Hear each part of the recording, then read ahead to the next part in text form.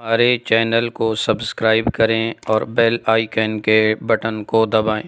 مسلمہ کذاب کے دعوی نبوت کے نتیجے میں لڑی گئی جہاں 1200 صحابہ کرام کی شہادت ہوئی اور اس فتنے کو مکمل مٹا ڈالا۔ خلیفہ اول سیدنا ابوبکر صدیق رضی اللہ تعالیٰ عنہ خطبہ دے رہے تھے۔ لوگوں، مدینہ میں کوئی مرد نہ رہے، اہل بدر ہوں یا اہل احد، سب یمامہ کا رخ کرو۔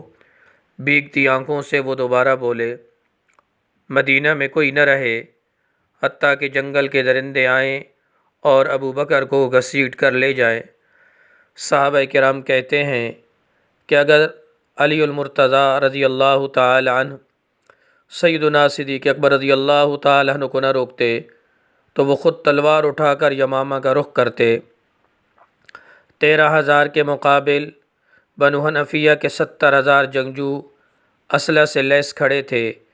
یہ وہی جنگ تھی جس کے متعلق اہل مدینہ کہتے تھے، بخدا ہم نے ایسی جنگ نہ کبھی پہلے لڑی نہ کبھی بعد میں لڑی۔ اس سے پہلے جتنی جنگیں ہوئیں، بدر، احد، خندق، خیبر، موتا وغیرہ، صرف 259 صحابہ کرام شہید ہوئے۔ ختم نبوت کے دفاع میں 1200 صحابہ کرام کٹے جسموں کے ساتھ مقتل میں پڑے تھے۔ اے قوم، تمہیں پھر بھی ختم نبوت کی اہمیت معلوم نہ ہوئی؟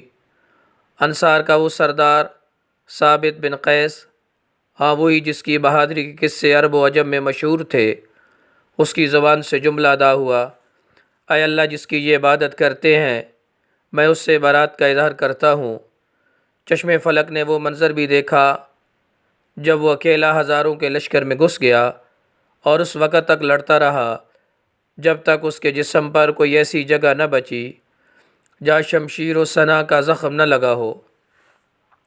عمر بن خطاب رضی اللہ تعالی عنہ کا لاڈلا بھائی، ہاں وہی زید بن خطاب جو اسلام لانے میں صف اول میں شامل تھے، انہوں نے مسلمانوں میں آخری خطبہ دیا، واللہ میں آج کے دن اس وقت تک کسی سے بات نہ کروں گا جب تک کہ انہیں شکست نہ دے دوں یا شہید نہ کر دیا جاؤں۔ اے قوم، تمہیں پھر بھی ختم نبوت کی اہمیت معلوم نہ ہوئی؟ وہ بنو حنفیہ کا باغ حدیقۃ الرحمن تھا جسے اتنا خون بہا کہ اسے حدیقۃ الموت کہا جانے لگا۔ وہ ایسا باغ تھا جس کی دیواریں مثل قلعہ کی تھیں۔ کیا عقل یہ سوچ سکتی ہے کہ ہزاروں کا لشکر ہو اور برا بن مالک کہے، لوگوں اب ایک ہی راستہ ہے، تم مجھے اٹھا کر اس قلعے میں پھینک دو، میں تمہارے لیے دروازہ کھولوں گا۔ اس نے قلعہ کی دیوار پر کھڑے ہو کر منکرین ختم نبوت کے اس لشکر جرار کو دیکھا اور پھر تنے تنہا اس قلعے میں چھلانگ لگا دی۔ قیامت تک جو بھی بہادری کا دعویٰ کرے گا یہاں وہ بھی سر پکڑ لے گا۔ ایک اکیلا شخص ہزاروں سے لڑ رہا تھا، ہاں اس نے دروازہ بھی کھول دیا اور پھر مسلمانوں نے منکرین ختم نبوت کو کاٹ کر رکھ دیا۔ اے قوم، کاش کہ تم جان لیتے کہ تمہارے اسلاف نے اپنی جانیں دے کر رسول اللہ صلی اللہ علیہ وآلہ وسلم کی ختم نبوت کا دفاع کیا ہے۔ کاش تمہیں رسول اللہ صلی اللہ علیہ وآلہ وسلم کے ان صحابہ کے جذبوں کا علم ہوتا جو ایک مٹھی بھر جماعت کے ساتھ حد نگاہ تک پھیلے لشکر سے ٹکرا گئے۔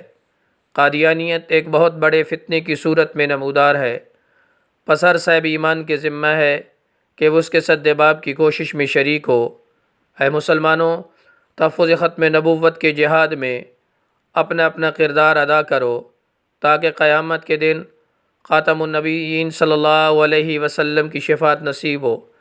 آخر میں میری آپ سب سے التماس ہے کہ صحابہ کرام رضوان اللہ علیہم اجمعین کی اس داستان عشق و قربانی کو تمام مسلمانوں کے سامنے رکھنے کی غرض سے اس تحریر کو آگے منتقل کرنے کے لیے اپنا اپنا کردار ادا کیجیے۔